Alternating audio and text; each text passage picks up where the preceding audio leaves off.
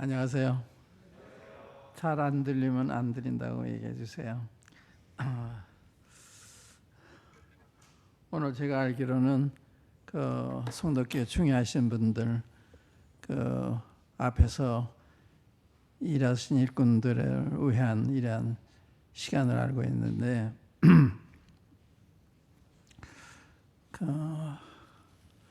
여러분이 얼마나 중요하냐 하는 것은 주님이 그렇게 중요하게 생각하십니다.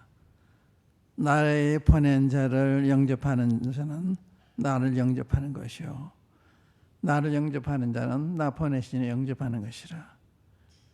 주님이 그렇게 중요하게 생각하는 여러분들 사실을 말씀드리고 싶고, 제가 오늘 이 책을 여러분들에게 선물하기 위해서 30권을 가져왔는데 놀라운 하나님, 이 내용에 보면 세 부로 나눠져 있는데 놀라운 창조, 놀라운 섭리, 놀라운 구원. 하나님이 창조하시니 모든 것이 얼마나 놀라운가 읽어보시면 놀라십니다. 네, 이 책 보신 적 있어요?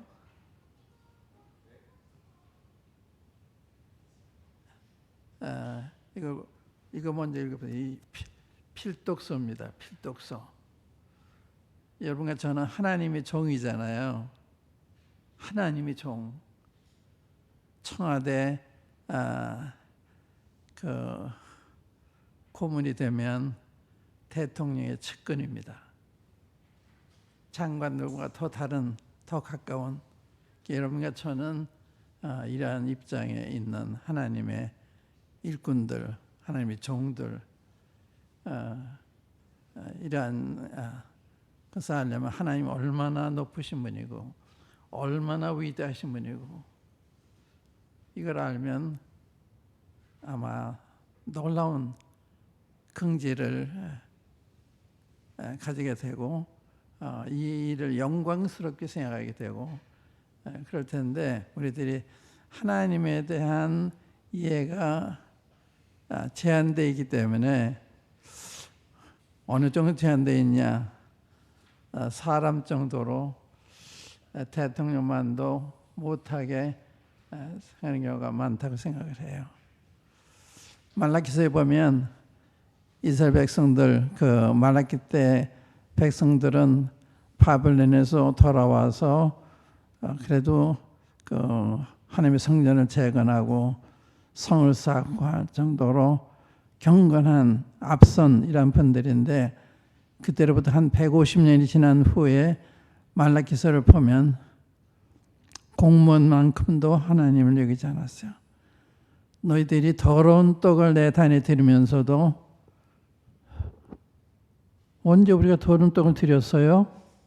반문했어요. 내가 너를 사랑한다 해도 어느 면에서 저희들을 사랑하셨어요? 안 믿는 거예요.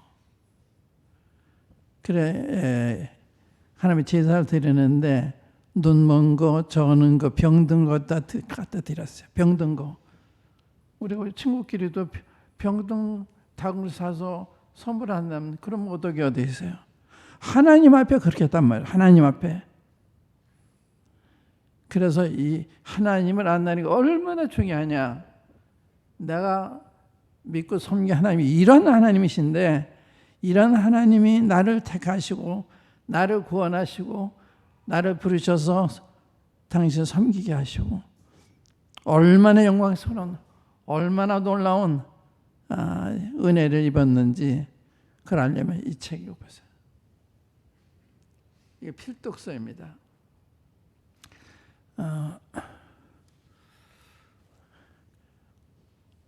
왜냐하면 우리가 하나님이 종이기 때문에 하나님을 잘 알아야 종다운 종, 일꾼다운 일꾼이 될 수 있잖아.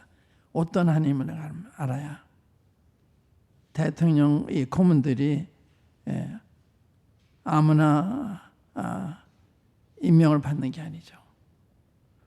아무나 그 일을 할 수 있는 게 아니죠. 또 그 임명 받으면 어떠한 태도로 그 일을 하겠습니까?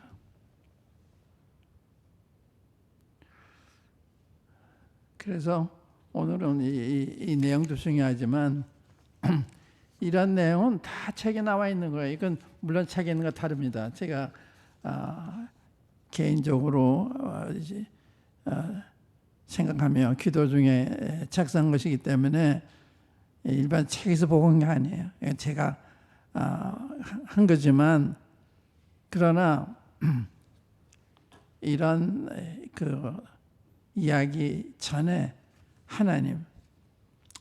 하나님에 대한 이야기가 하나님 자신을 우리가 안다고 하는 거, 뵙는다고 하는 거, 이게 중요해요.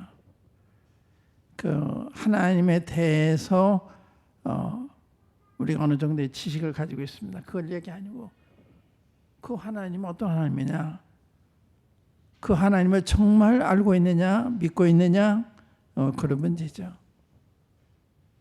예, 다시 말하면 하나님을 아는 만큼 그분을 예배할 수도 있고 섬길 수도 있어요. 우리의 자세가 관계가 있습니다. 그래서 이 호세 때 보면은 내 백성 하나님을 알지 못하거나 망한다고 그랬어요. 그러면 하나님을 알자, 힘써 알자. 베드로도 그의 마지막 유언과 같은 편지인 베드로후서에서 마지막 절에 우리 구주 예수의 은혜와 저를 아는 지식에서 자라가라, 이 마지막 얘기예요. 우리 구주 예수의 은혜와 그런 아는 지식에서 자라가라. 근데 자라가냐? 퇴보하고 있어요. 저도 마찬가지예요. 그게 가정의 퇴보, 교회의 퇴보, 사회의 퇴보, 나라의 퇴보로 가져오는 거예요. 우리가 굉장히 중요해요. 우리가 세상의 빛이잖아요. 세상의 소금이잖아요. 그 사명을 못하기 때문에 사회가 이렇게 어지러운 거예요. 가정이 이렇게 어려운 것입니다. 교회가 재구실을 못하는 거예요. 그러니까 굉장히 중요한 거예요. 이 공부는 그냥 성경 공부하는 게 아니에요. 이런 하나님을 다시 찾는, 다시 만나는 데서부터 시작이 되는, 모든 게 다 하나님부터 시작이 돼야 되는 거예요. 하나님 알파 오메가시죠. 처음과 나중이십니다. 성경 맨 첫 책 첫 절에 뭐라고 했어요? 태초에 하나님이 천지를 창조해요. 하나님 나와야 돼요. 내 삶에서, 내 가정에서, 내 교회에서 하나님이 두드러지게 우리 마음속에 나와야 되는데 이게 하나의 습관으로 이게 되기 때문에 이게 문제예요. 지금 교회 하면 사람들이 존중하지 않습니다. 초대교회는 교회를 핍박하면서도 존경했어요. 교회를 칭송하고 감히 가까이 하지도 못하고 이럴 정도로 존경스러운 이런 사람들이었습니다. 우리가 똑같은 성령 모셨는데 왜 그럴까? 이 책 가지셨어요? 다 가지셨으면 한번 열어보세요. 이거 나눠드리세요. 그냥. 이 교재예요, 교재.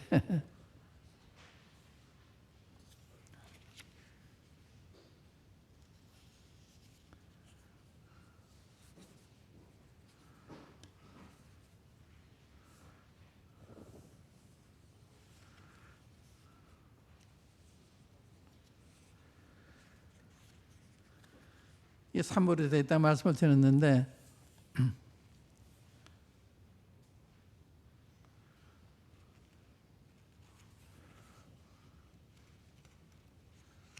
난 30권이 남을 줄 알았는데 모자르게 생겼네요.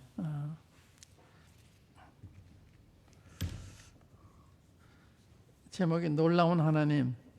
이게 영어로는 Our God is wonderful. 우리 하나님은 놀라우시다. 그런 제목인데 그 창조에 대해서 얼마나 놀라운 창조인가. 그 다음에 섭리에 대한 얼마나 놀라운 섭리인가, 얼마나 놀라운 권인가, 이게 말 표현을 다 못한 거예요. 얼마나 놀라운 창조인가, 창조가 얼마나 놀라운지 생각해 보셨습니까? 그냥 당연한 거를 이렇게 보고 있고 생각하고 있고 그럴 뿐이죠. 그렇게 구체적으로 생각해 볼 수 있는 기회를 제공해요. 여기 얼마나 놀라운 창조인가, 거기 한번 읽어보겠어요. 이거 거기 이제 인용 구절이 몇 구절 나왔는데, 시편 기자가 여호와여 주께서 행하신 일이 어찌 그리 크신지요, 주의 생각이 매우 기쁘시니이다. 여기에 상당력이 내포되어 있어요.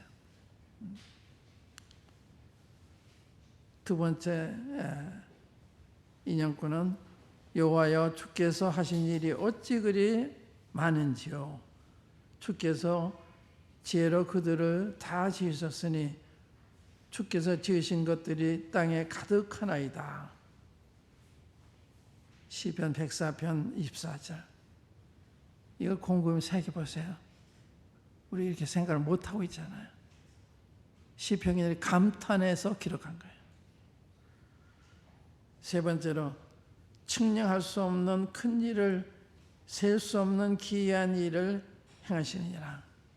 측량할 수 없는 큰 일, 보통 일이 아니에요. 셀 수 없는 기이한 일을 행하시느니라. 이걸 우리가 모르고 그냥 지나왔잖아요. 시편 기자는 이런 걸 놀라는 거예요.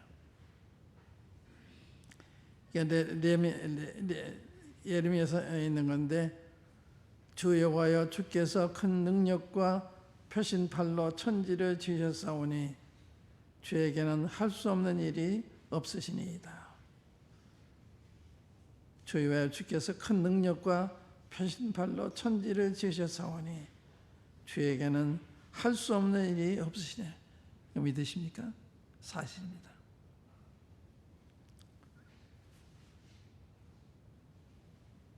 이건 이사야 선지자의 말인데, 내가 땅에서 나오는 말씀인데, 내가 땅을 만들고 그 위에 사람을 창조했으며 내가 내 손으로 하늘을 펴고 하늘의 모든 군대에게 명령하였느라. 놀라운 말씀입니다. 하늘의 모든 군대에게, 이건 천군들을 가리키는 거죠.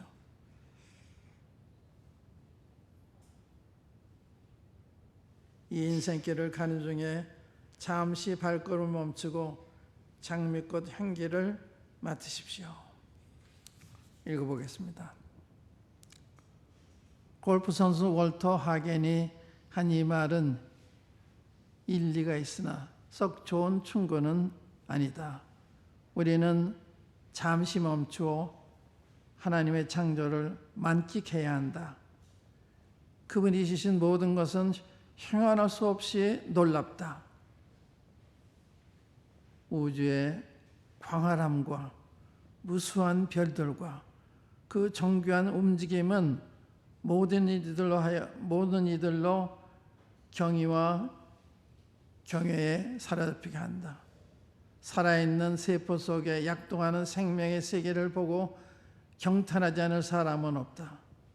세포 속에 그 사람의 모든 게 다 거기 들어있잖아.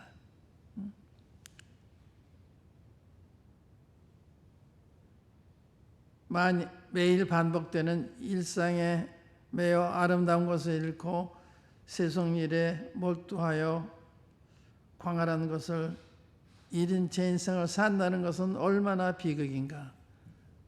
그래, 비극이만 하는 거예요. 이 놀라운 세계, 놀라면 살아야 되는데, 성경 읽으면 이런 게 기록이 되기 때문에 놀라야 되는데 놀라지 않아요.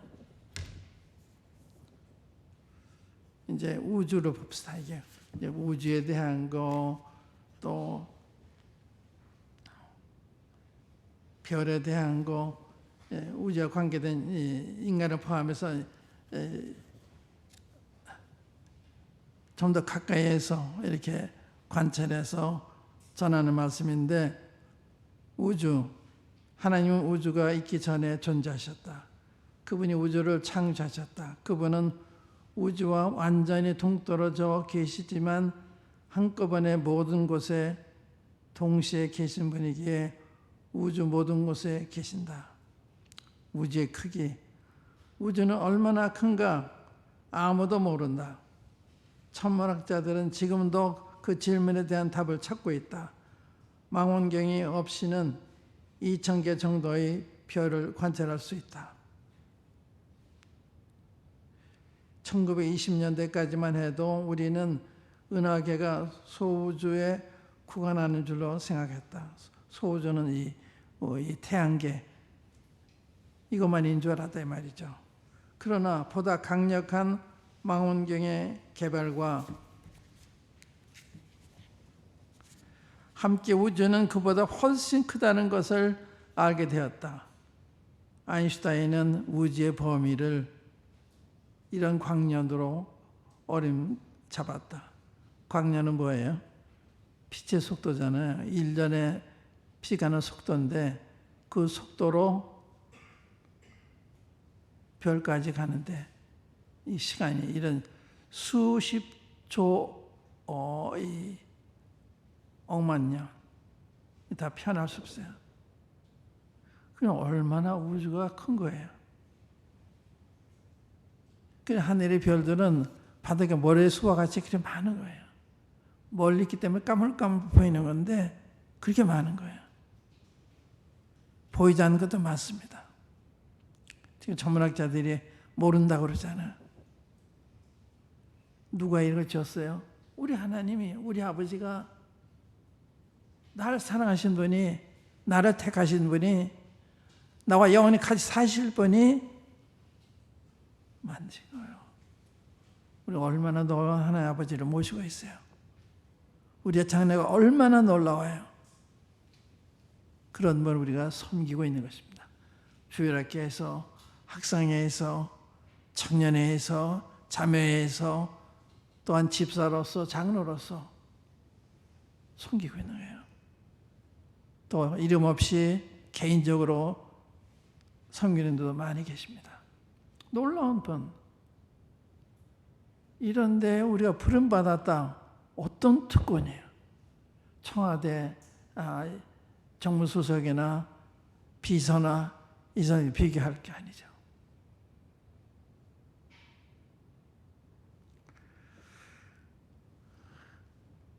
우리는 무수히 많은 별이 겨우 우주의 조그만 공간을 채울 뿐임을 기억해야 한다. 셀 것보다 강력한 망원경이 개발됨에 따라 그 수치는 변하고 수많은 책이 시대에 뒤떨어진 것이 되어버린다. 언제 우주가 시작되었는가?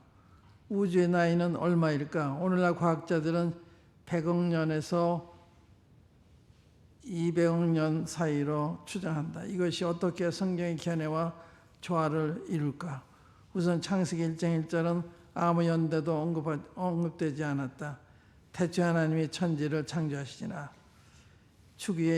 지구의 연대가 짧다고 믿는 그리스도인들은 그러한 오랜 연대를 거절한다. 하나님은 지구를 성인의 모습으로 창조하실 수 있었다고 그들은 말한다. 그분은 지구를 다 자란 성인의 모습으로 창조하실 수 있었다. 그분은 별들을 수백만 광년 떨어진 모습으로 창조하실 수 있었다.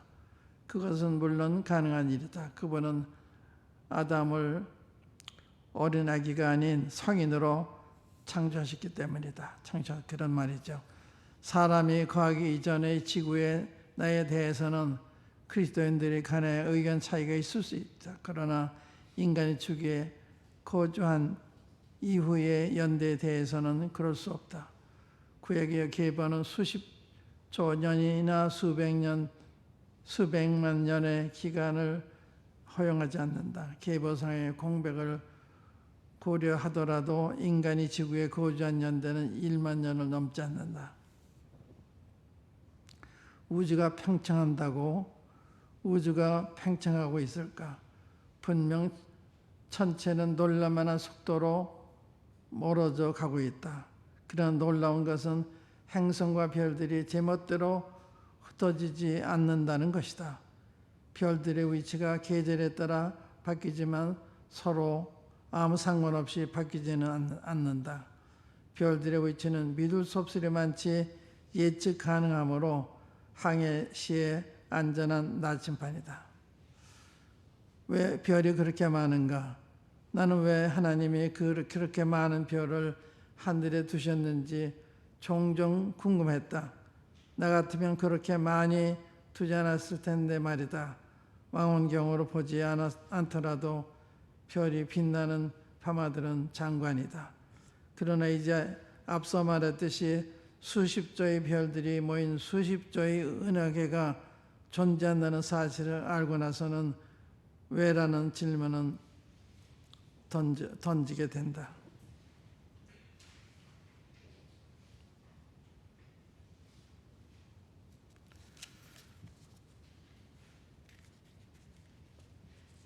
이에 대한 한 가지 대답은 별들이 하나님의 광대하심을 증거한다는 것이다.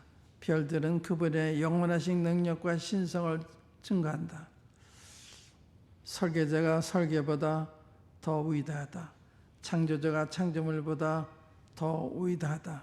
만일 그분이 우주에 그렇게 많은 별을 두시고 그 이름을 각각 부르실 수 있다면 그분은 형언할 수 없이 위대하신 분이 틀림없다. 요한계시록 4장에서 24장로들은 이렇게 노래한다. 우리 주 하나님이여 영광과 존귀와 능력을 받으시는 것이 합당하오니 주께서 마음으로 지으시니라. 마음이 주의 뜻대로 있었고 또 지으심을 받았나이다. 이것이 수많은 별을 두신 또 하나의 이유이다. 별들은 하나님의 기쁨을 위하여 창조되어 있다. 이것은 당연하다. 그분이 넷째 날에 별들을 만드셨을 때 그 모든 것을 좋게 여신 것이 이상한가? 그분이 하늘에 친히 두신 별들을 보고 기뻐하셔야 하지 않을까? 이제 또 다른 이유로 넘어가 보자. 이번은 성경에 근거한 것이 아닌 물리학과 천문학에 근거한 것이다. 오늘날 물리학자들은 지구의 생명체가 존재하기 위해서는 1천억 조 개의 별이 필요하다고 말한다. 놀라운 이야기네요. 하나님은 생물체가 존재하도록 미리 더도 덜도 아닌 1천억 조 개의 별을 만들어 우주에 연영 동안 내내 잘 보관해 두었다가 인간이 창조되던 그때 궁창에 두셔서 이 지구를 인간이 살기에 적합한 것이 되게 하셨습니다. 우주에 대한 신비를 지금 얘기하는 거예요. 이거 이제 읽어보시고요. 그 다음에 태양에 대한 얘기 볼게요.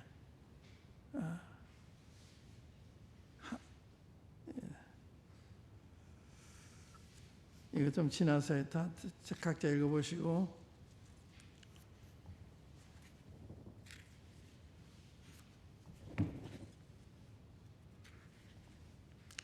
인간의 몸, 그 18페이지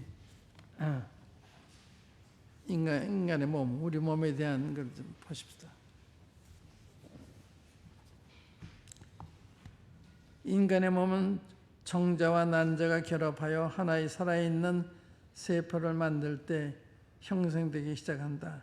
이 세포는 그 사람의 모습을 결정짓는 정보를 지닌 DNA로 알려진 나선형 구조물을 지니고 있다. 그 최초의 세포가 점점 불어나 수십억 개의 세포로 이루어진 몸을 이루게 된다.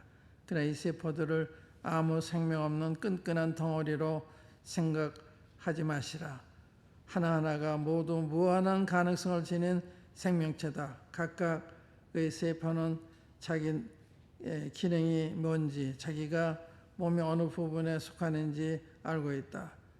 비록 크기는 극히 미세하지만 그 그 기능은 한 도시의 기능에 맞먹는다. 세포의 경이로움에 대해 루이스 토마스보다 잘 표현한 작가는 드물 것이다. 하나의 세포가 인간의 뇌로 성장하는 경이로움에 대해 그는 이렇게 적었다. 그 세포가 존재한다는 것은 지구상의 가장 놀라운 일 중에 하나입니다.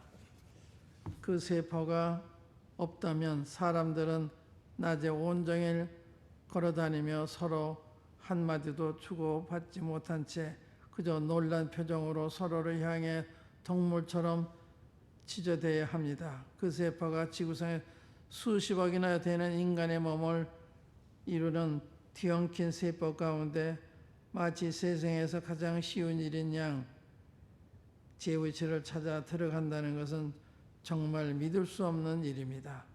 하나의 세포가 분열을 거듭하여 생각하고 상상할 수 있는 엄청난 수의 세포로 이루어진 기관을 이룹니다.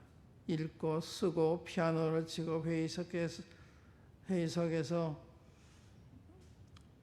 자기 주장을 펴고 차장을 피해 길을 건너가고 한 손을 들어 남의 기대는 등 놀라운 행동을 하는데 필요한 모든 정보가 그 최초의 세포에 담겨 있습니다. 문법과 구문과 수학과 음악 등 모든 지식에 필요한 정보가 그 속에 들어 있습니다. 그런 일이 어떻게 이루어지는지 아무도 생각할 수 없으며 다른 어떤 생명체도 그처럼 놀라울 수는 없습니다.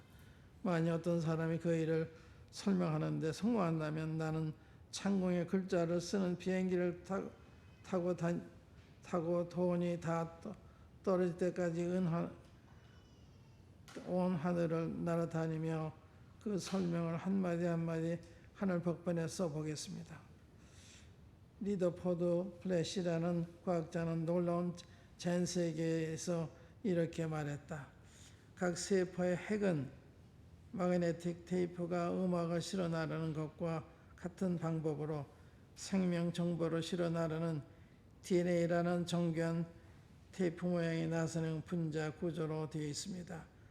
미래 세대들이 먼 훗날 현 우주 시대를 돌아본다면 우주의 내부의 우주, 즉 살아있는 세포의 신비를 우주 비행사들의 해낸 놀라운 성취보다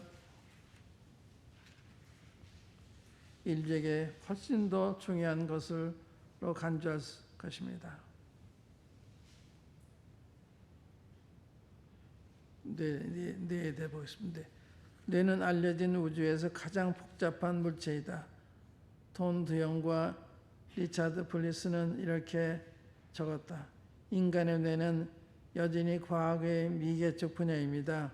사실 우리는 그것에 대해 아는 바가 거의 없으며 이미 알려진 정보만으로도 압도를 당합니다. 게다가 뇌 속에 신경세포는 저마다 1조 개의 원자가 있습니다. 이것은 각 세포 안에는 질서와 목적과 상호이전 기능을 완벽하게 갖춘 미세한 우주가 존재하는 것과 같습니다. 타임지 한 기사는 수백만 개의 인간의 뇌세포가 서로 도와 의식을 생성하는 방법은 생물학에 풀리지 않는 문제 중 으뜸으로 인정했다. 인간의 이성은 이론화하고 사유하고 합리화하고 도덕적 판단을 내리고 교화하고 신학을 연구합니다. 그것은 결론을 내리고 신념을 형성하고 아이디어를 내고 정오와 선악을 구분합니다. 그것은 기억하고 비교하며 대조합니다. 그것은 상상력, 도덕성, 육감, 수리적 사고, 기억, 유머, 판단, 신앙 등과 그리고 믿을 수 없을 만큼 많은 사실과 이론의 목록들과 그것들의 우선순위와 의미로 부여하는 지각을 소유합니다. 이거 어떻게 다 설명하겠어요? 예. 다만 이걸 보시면 이렇게 신기한 우주로구나, 이렇게 신기한 우주로구나. 이걸 만든 하나님 얼마나 놀라운 분인가. 우리가 이제 이런 걸 거치지 않아도 꽃 한 송이를 보세요. 거기에 모양과 색깔과 향기와 이런 게 다 들어있잖아. 사람이 좋아하는 만들 수 있지만 그러한 향기를, 생기를 불어넣을 수 없죠. 신명이 너무 많아요.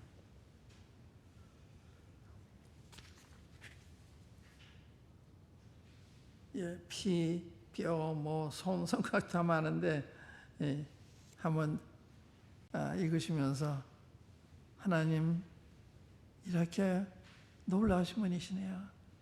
제가 잘 몰랐습니다.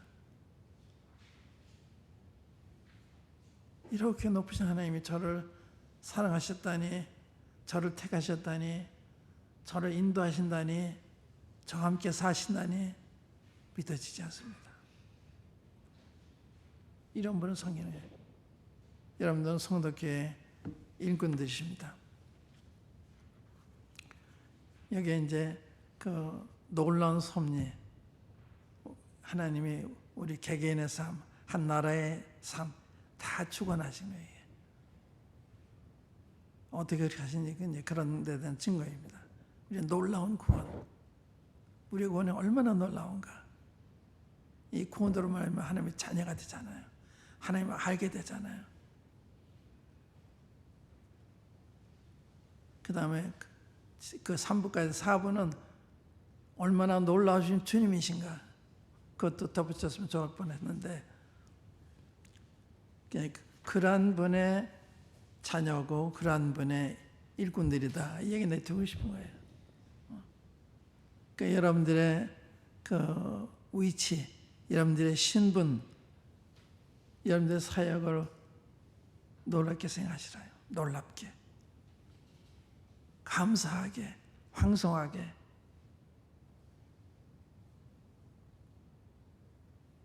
그런 분을 알려줘야 되잖아요. 우리 성도들한테, 우리 학생과 유년주일 학생들한테. 그게 우리 할 일이에요. 하나님 알려드리는 거. 이런 하나님 빼놓고 다는 게 이게 뭐예요? 우리 이스라엘 백성의 그 역사를 보면 성경을 잘 알았는데 예수 십자가에 못 박아요. 왜 그럴까요? 성경 안 나는 것과 예수님 안 나는 건 다른 거예요. 그러니까 주님 오셨을 때 자꾸 이렇게 이스라엘 민족의 지도자들과 이렇게 자꾸 충돌한 거예요. 같아야 되는데 충돌했어요. 성경을 아는 것과 성경 하나님을 아는 건 다른 거예요. 창세기를 아는 것과 창세기의 창조 하나님 아는 건 다른 거예요. 창세기는 잘 아는데 그 하나님 모를 수가 있어요. 성경은 잘 아는 성경 하나님 모를 수가 있어요. 거기에 중요하다는 걸 말씀을 드리고 싶어요.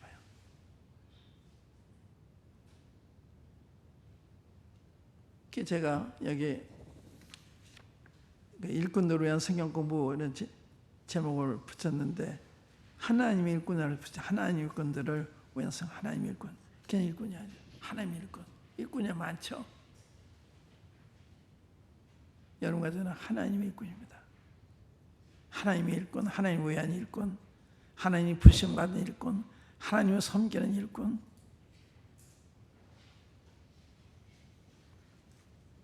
아까 제가 인용한 그 나의 보낸 자를 영접하는 자는 곧 나를 영접하는 것이요, 나를 영접하는 자는 나를 보낸 아버지를 영접하는. 그만 찾아보겠습니다. 요한복음 13장 직접 보고 가야 여러분들이 더 실감이 나니까. 13장 20절 말씀입니다.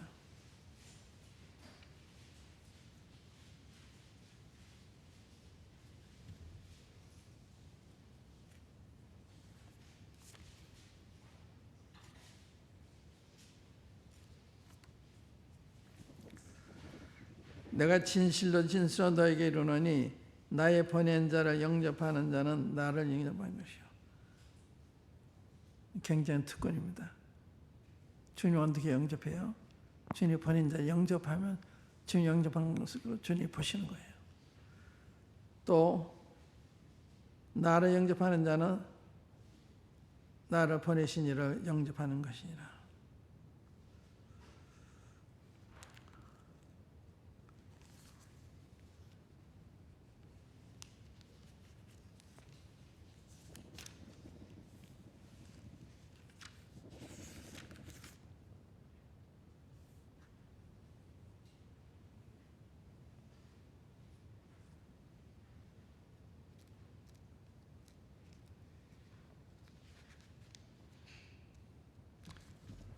마태복음 한번 열어보세요. 마태복음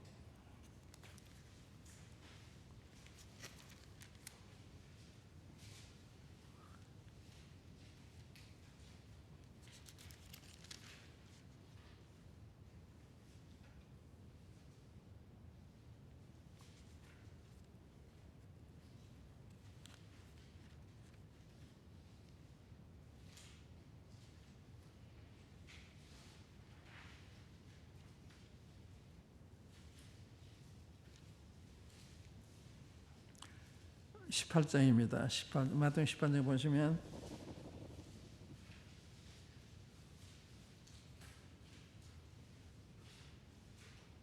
(1절부터) 보겠어요.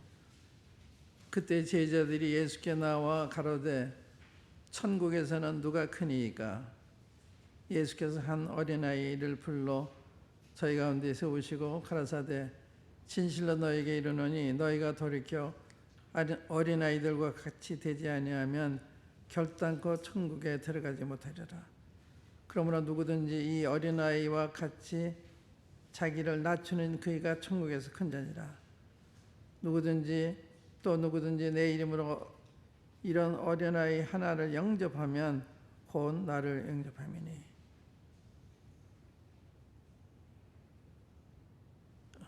어린이들 이런 우리 주일학교 교사들 기억할 말씀이죠. 누구든지 내 이름으로 이런 어린 아이 하나를 영접하면 곧 나를 영접함이니. 주님처럼 귀하게 대하면 주님의 그런 존귀를 느끼실 거예요. 아이들 귀여기는 건 주님의 귀여기이기 때문에 귀여기 된 거 아니겠어요?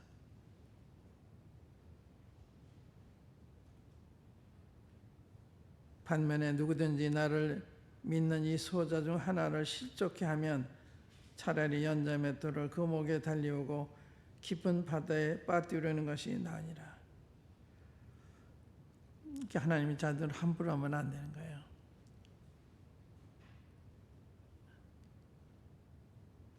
하나님은 자비하시고 오래 참으시기 때문에 당장에 반은 안 보이시지만 계속 그러면 하나님이 개입하세요. 우리가 하나님의 자녀이기 때문에 하나님 눈동자처럼 우리를 사랑하십니다. 하나님의 백성을 해롭게 하는 것은 하나님의 눈을 찌른 것 같다는 거예요.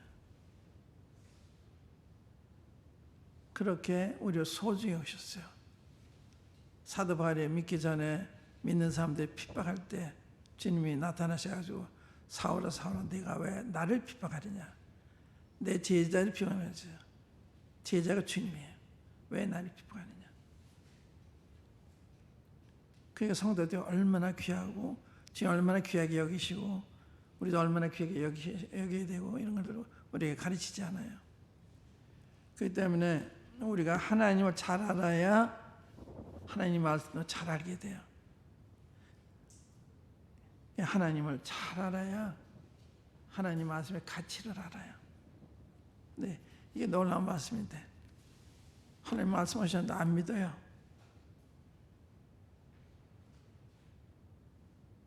하나님 안 믿기 때문에 말씀도 안 믿는 거예요. 그러나 어떤 하나님을 알게 되면 어떻게 그 말씀 안 믿어요.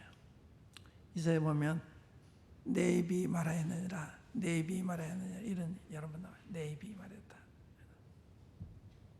그런 말씀이 성경에 기록되어 있는 거예요. 그래서 우리가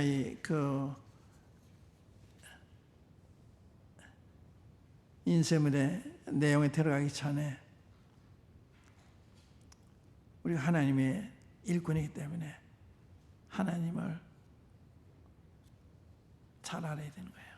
하나님 어떤 하나님인지, 어떤 하나님 내가 섬기고 있는지.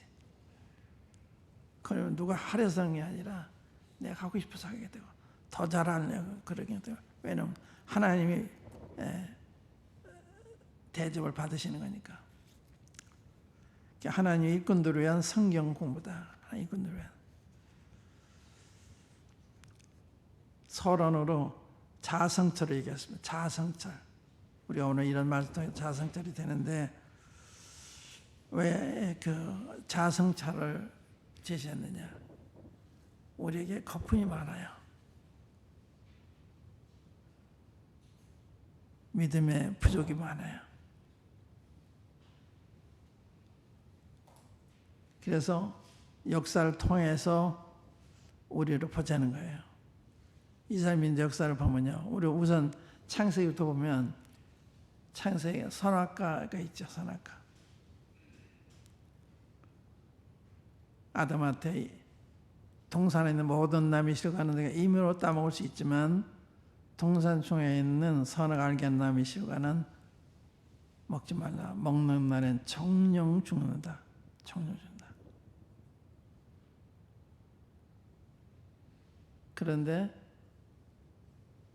사탄이 와서 하와를 미혹했습니다.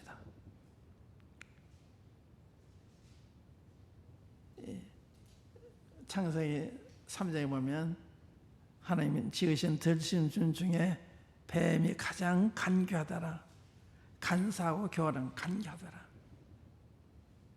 그래서 사람이 마귀의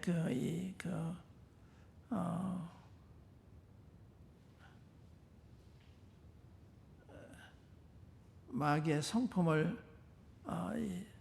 전염받아서 사람도 간교해요. 어떤 다 간교합니다. 정도의 차이고 그걸 따라가는 사람이고 안 따라가는 사람이 그런 차이지. 간교해요. 뭐가 간교했냐? 보세요. 뱀이 누굴 찾아와요? 여자를 찾아옵니다. 남자 찾으면 너무 드리기 쉽지가 않아요. 그러니까 여자를 찾아와서 여자를 통해서 남자를 넘어뜨리는 간교합니다. 뱀이 뭐라 그랬냐? 하나님이 정말 동산에 있는 모든 나무의 실과를 따먹지 말라 하시더냐? 이게 최초의 질문이에요. 하나님의 절대성, 절대 사랑에 대한 의심의 생각을 넣어준 거예요. 하나님에 대해서 그런 질문을 해서는 안 되는 거죠. 모르는 걸 여쭤볼 수는 있어요. 그것하고 사람을 시험하기 위해서, 넘어뜨리기 위해서 하나님에 대한 의심을 품게 만드는 거, 나쁜 거죠. 그래서 여자 찾아온 것도 간교성이고, 그러한 하나님의 절대 사랑에 대한 의심을 넣어주는 것도 간교한 거고, 하나님이 정말이란 말도 이 간교해요. 정말. 예. 왜 사람이 솔직히 말하면 그런 얘기 하죠. 딴 때는 솔직하지 않은 거예요. 그때 솔직하게 보면 항상 솔직해야죠. 이게 다 문제라. 그때 하와가 뭐라고 그랬어요? 하와가 말하기를, 그런 게 아니고 하나님이 동산의 모든 나무의 실과는 임의로 먹되 동산 중앙에 있는 나무의 실과는 선악을 뺐어요. 먹지도 말고 만지도 말라. 만지 말라 그랬어요. 죽을 거 하더라 그래. 정령 죽는다 그랬는데 죽을 거 하더라. 여기서 뭘 배울 수 있는가 하면, 하와가 마귀한테 미혹되는데 자기 위치를 안 지켰다. 뱀이 와서 미혹할 때 우리 주인한테 가서 말씀하십시오. 말하십시오. 밀었어야 되는 거예요. 말하다가 끌려 들어간 거예요. 여자는 감성적이기 때문에 유혹을 쉽게 받는. 그래서 10번째가 안 넘어가는 남 없다. 여자도 한 말이죠. 여벌지가 않는 건 남자가 없다 이런 말이 아니잖아요. 감성적, 그러니까 여자 감성적인 게 장점이면서 또 약점이라. 감성이 많아서 어머니 역할, 아내 역할 그런 걸 하는 거예요. 좋은 거예요. 그런데 약점이 있어요. 그거는 남자를 통해서 보완을 해야 되는 거예요. 그래서 남자에게 순종하는 것이 그런 뜻이거든요. 그건 기쁜 뜻이 있는 거예요. 그러니까 여자가 남자의 우산 밑에 있지 않은 비를 맞는다 이런 말했어요. 남편이 수하에 있으면 비를 안 맞는데 그러니까 지금 하와가 비를 맞은 거죠. 뱀의 유혹에 비를 맞은 거예요. 그러니까 제가 위치를 안 지켰다. 그러니까 우리도 우리 위치가 있어요. 가정에서는 남편의 위치에, 아내의 위치에, 아버지의 위치에, 아내의 위치, 자식의 위치, 위치가 있어요. 교회에서도 위치가 있어요. 장로의 위치, 집사의 위치, 또 성도의 위치, 다 자매의 위치, 형제의 위치, 위치가 다 있어요. 그걸 지키는 게 굉장히 중요한 거예요. 그걸 망각하면 언제라도 사탄의 미혹을 받을 수가 있습니다. 사탄은 그걸 안 지키기 원하죠. 두 번째로 하와가 미혹된 데는요, 하나님 말씀을 절대적으로 신뢰하지 않았습니다. 그러니까 하나님 말씀 마음대로 인용하잖아요. 정령 죽나 출가하노라 마이가 그걸 알고서 그 다음 구절을 보면 결코 죽지 않는다 그래서 아주 정면으로 부정을 했습니다. 하와가 이런 걸 아니까. 그러니까 하나님 말씀에 절대 신뢰하지 않으면 마귀의 미혹을 받을 수 있는 문을 열어놓고 있는 굉장히 위험한 거죠. 그래서요, 마귀에 속지 않은 사람이 없었어요. 아담 하와를 비롯해 다 속았습니다. 안 속은 사람도 다윗도 아브라함도 다 속았어요.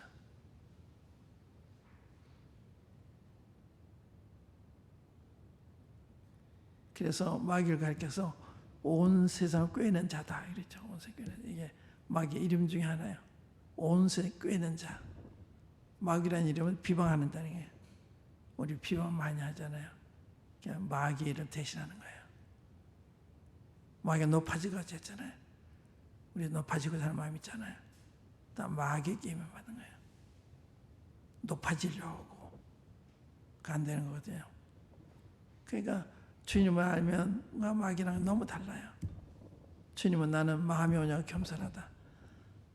주님은 본래 하나님의 본체시면서도 하나님과 동등을 여기자가 자기를 놔주 종형자가 있어요. 삶에 그게 자기를 놔주셨어요. 죽기까지 복종하셨습니다. 그러니까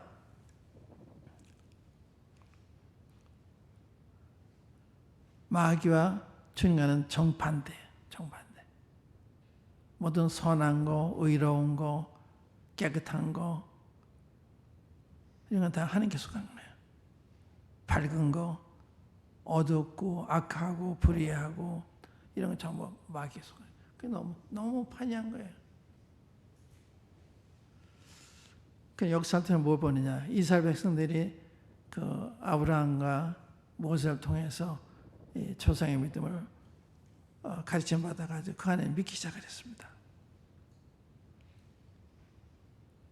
그런데 우리가 이제 여호수아서나 사색에 보면 여호수아의 행적을 아는 장로들이 사는 동안에는 하나님 섬겼더라. 그 후에 사사시가 된 거예요. 사사시 때는 뭐냐? 각 사람이 자기 소견에 오른 대로 행하더라. 그건 기준을 상실한 거예요. 빛이 없는 거예요. 그러니까 그 교회에서도요, 어떤 회의를 할 때 내 생각은 내 생각 이러면 안 돼요. 주님 말씀에 이런 거 아니에요.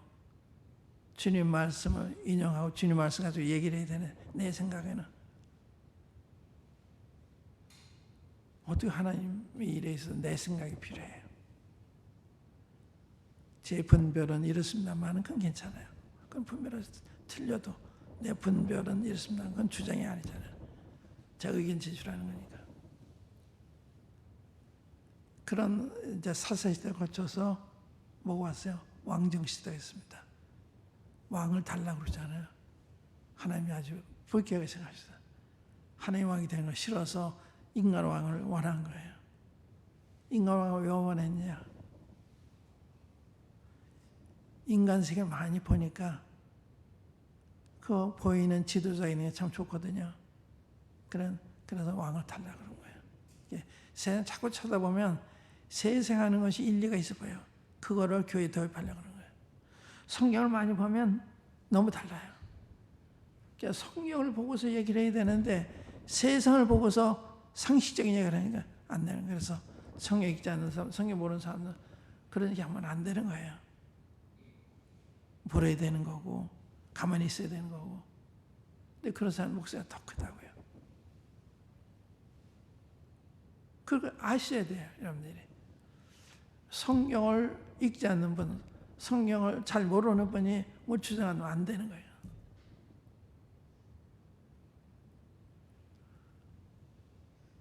왕을 달라고 그래요.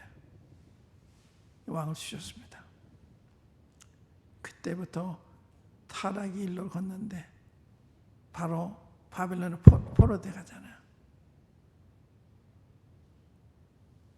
인간이 다스리면 옳지 않은 일이 많이 생기는 거예요. 바벨론을 갔다 올라와서 회복은 됐는데 다시 말라기 시대로 주님 당시에 유대인 어떤지 아세요? 마귀를 하나님을 섬기고 있었어요. 주님 당시에 이스라엘 백성들은요, 하나님을 섬긴다고 생각했는데 마귀를 섬기고 있어요. 외적으로 보면 그들이 십계명 다 지키고 있죠. 절기를 다 지키고 있죠. 그러니까 주님 오셔서 회개하라, 천국 가깝다, 이해가 안 가요. 세례요한에 가서 회개하라, 천국 가깝다. 하나님 떠났다는 거예요. 하나님이 돌아오라는 거예요. 이렇게 아이러니한 거죠. 그러니까 주님을 따른다고 하는 것과 따른다고 하는 것이 뭐를 의미하느냐, 그걸 잘 아셔야 돼요. 그것이 아주 핵심입니다. 제가 여러분들 같이 드리고 싶은 이것이 하나님께 말미암은 거냐, 사람에서 말미암은 거냐, 위로부터 난 거냐, 아래서 난 거냐, 이게 중요한 거예요. 이게 성령님의 말미암은 것이 아니냐, 이걸 보고 우리 자신을 아는 거예요. 여기 그 자아 성찰은 얘기를 했는데, 이거는 성령님 앞에서 자기를 봐야 바로 봐요. 그 이전 못 봐요. 왜? 자기가 말씀대로 산다고 생각하고 있기 때문에. 보세요. 사도 바울이 사도행전 20장에 보면 예배 장로들을 모아놓고서 내가 떠난 후에 흉악한 일이 너희 가운데 들어와서 양떼를 아끼지 않을 것이다. 그러므로 내가 3년 밤낮 눈물로 후응하던 기억하라. 이걸 떠났어요. 근데 그 이야기를 심각하게 안 들었어요. 오늘 제가 말씀드린 심각하게 안 들을 수 있는 거와 똑같아요. 그래서 디모데전서 때 벌써 거짓 교사들 들어와 있잖아요. 에베소 교회. 장로가 들어와 있는지도 몰라요. 그래서 디모데를 보내가지고 그걸 정리하라고 그러잖아요. 그 포인트가 뭔가 하면 그들 가운데는 신화와 족보에 창념하는 사람들이 있었어요. 왜 이 사람들이 신화와 족보 얘기를 했을까? 하나님께 받는 말씀이 없으니까 시간을 때우기 위해서. 이게 위험한 거예요. 그러니까 사도 바울 때 3년 동안 가르침을 받고 하나님이 어떠하시면 다 보고 했는데도 사도 떠난 후에 몇 년 안 돼서 성도들이 어둠에서 헤매는 이걸 볼 수가 있습니다. 그래서 경계의 목적은 뭐라고 그래요?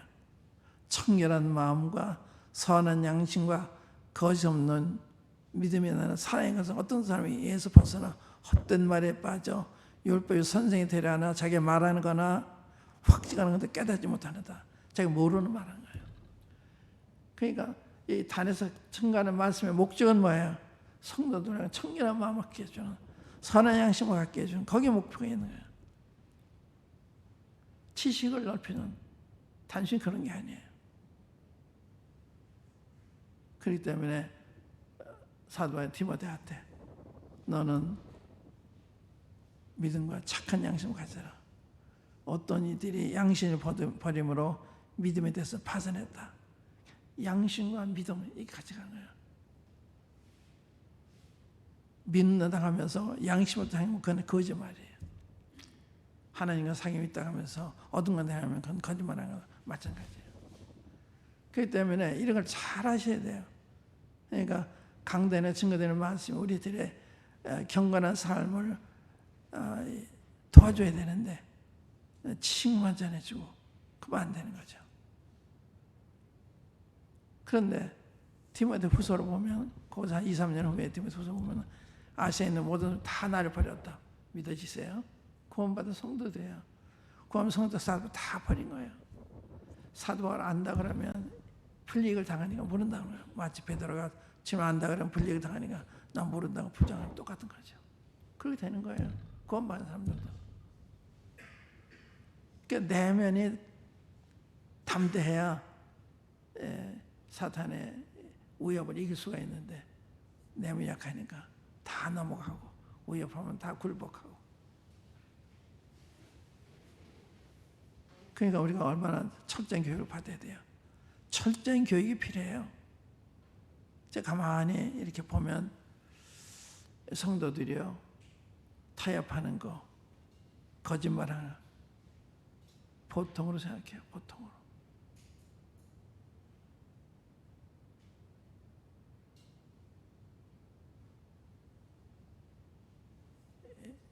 순교당하는 분들이요.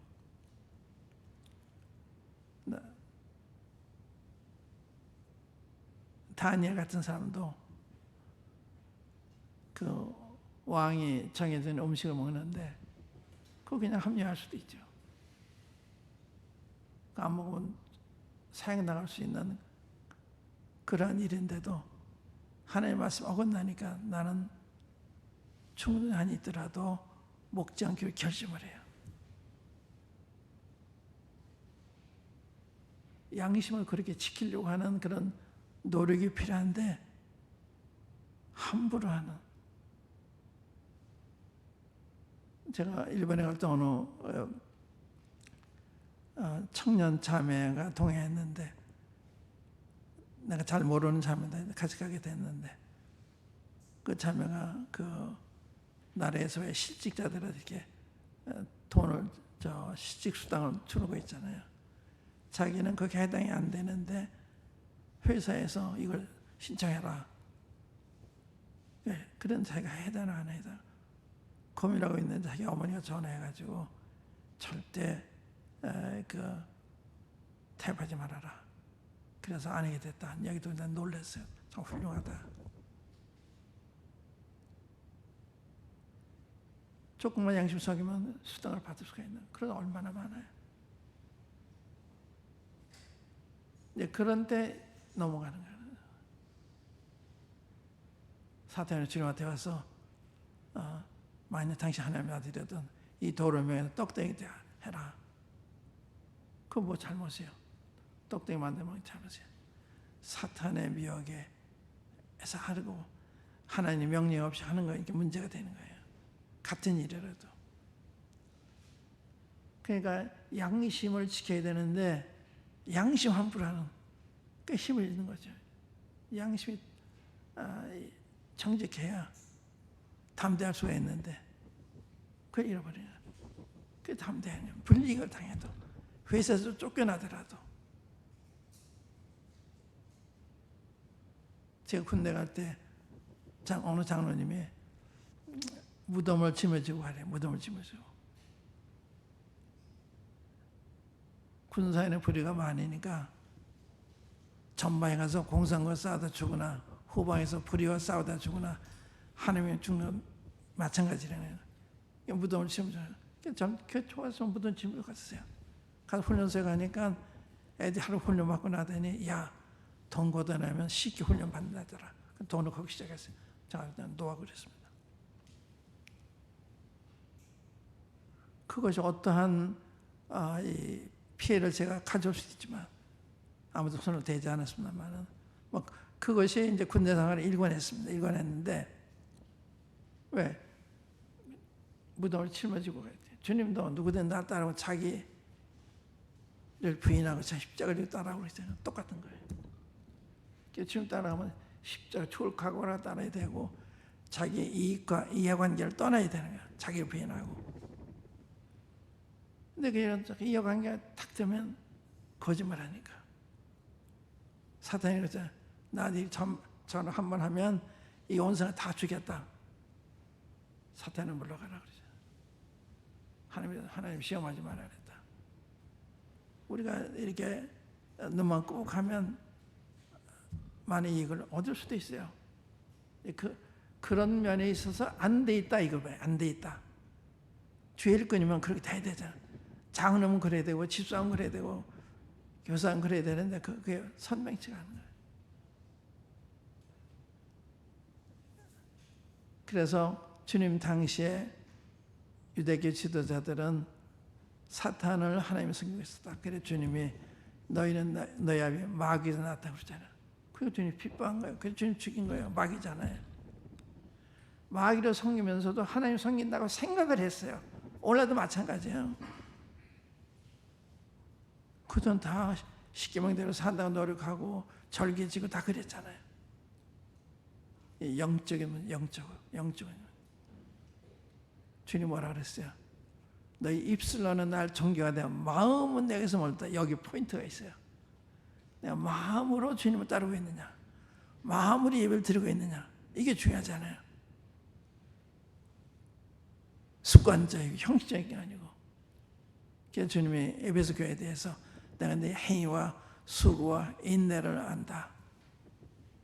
또 자칭사도라는 자들이 거짓을 드러낸 것과, 그래서 이 교회는 아주 활동적인 행위와 수고, 인내가 있는 교리도 바른 교회였는데 주님이 그러나 내가 너희 처음 것이 하나이다. 너희 처음 사랑을 버렸다. 무슨 뜻이에요? 처음 사랑을 버렸다는 말은 성령과의 교통이 끊어졌다는 걸 의미하는 거예요. 사랑은 성령의 열매잖아요. 심각한 그런 차원에서 우리 자신을 봐야 되는 거예요. 그래서 이스라엘의 역사를 봤을 때 그들이 말씀대로 산다고 생각했는데 마귀를 따르고 있었다. 이 말이에요, 이 말. 여기까지만 해도 오늘 시간이 많이 가기 때문에 여기까지만 가면 이건 한참 해야 돼요. 그러니까 구체도 이야기하려면, 그래서 오늘 이야기는 우리가 사랑하신 하나님, 우리가 성경하는 하나님 얼마나 존귀하신 분이냐, 얼마나 위대하신 분이냐. 그러한 분을 나를 위해 자기들 희생하셨고 나를 자녀 삼으셨고 나를 일꾼으로 부르셨고 그걸 말씀드렸고요. 그 다음에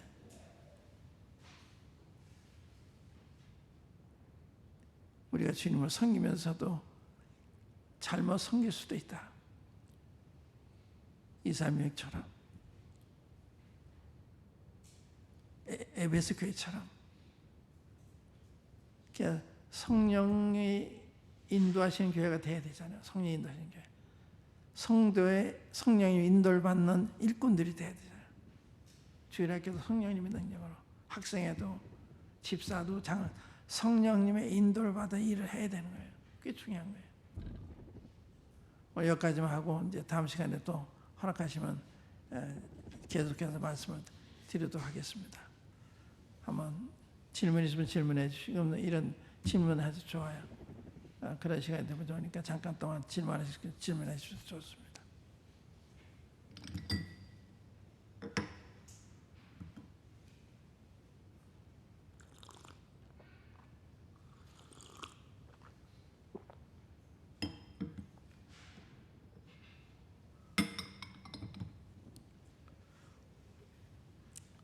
다음 시간에 질문 있으면 질문해 주시고 오늘은 이것을 마치겠습니다. 한번 기도하십시다. 아버지 하나님, 참 저희들이 무엇이간데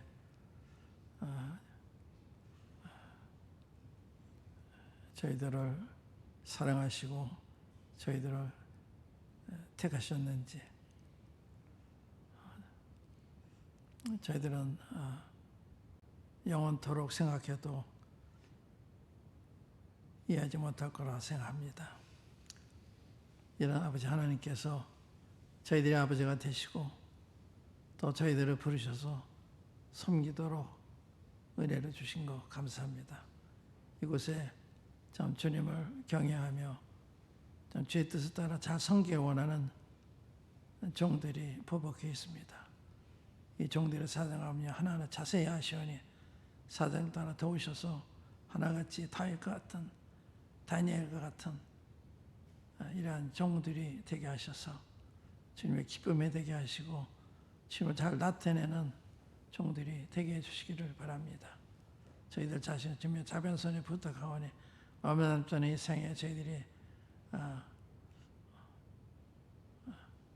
주 앞에 기쁨이 되도록 인도해 주시기 바랍니다. 주 예수 그리스도의 이름으로 아버지 하나님께 기도합니다. 아멘.